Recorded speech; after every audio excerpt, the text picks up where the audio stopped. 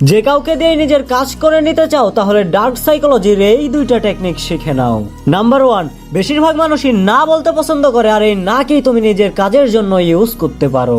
For example, তুমি তোমার বন্ধুর সাথে বাইরে কোথাও ঘুরতে যাবে আর তুমি এটা জানো যে সে তোমাকে না বলে দেবে, তখন তুমি তাকে এইটা বলো যে যদি তোর কোনো প্রবলেম না থাকে তাহলে তুই কি আমার সাথে ঘুরতে যাবি। তখন 90% চান্স যে সে তোমাকে না বলে দেবে, বলবে যে না আমার কোনো প্রবলেম নেই। নাম্বার 2, যদি তুমি কোনো গ্রুপে ডমিনেন্স শো করতে চাও তাহলে এর সব থেকে ইম্প্যাক্টিভ রাস্তা হলো ইন্ট্রোভার্টের একটা রোল প্লে করা। অর্থাৎ যদি তুমি কোনো গ্রুপে ডমিনেন্স শো করতে চাও তাহলে যে তোমাকে সবসময় লাউড হয়ে থাকতে হবে তা নয়, তোমাকে সাইলেন্ট হয়ে থাকা শিখতে হবে। আর এমনটাও নয় যে তুমি সবসময় সাইলেন্ট হয়ে থাকো, তাহলে মানুষ তোমাকে স্টুপিড বলবে। এই জন্য তুমি সবসময় শান্ত থাকো আর প্রয়োজন মতো একদম ইম্প্যাক্টফুল কথা বলো, তখন তোমার কথার ভ্যালু ওই গ্রুপে সব থেকে বেশি মূল্যবান হয়ে রবে। আর এই জিনিসটাই তোমাকে ওই গ্রুপে সব থেকে আলাদা আর সব থেকে পাওয়ারফুল করে তোলে।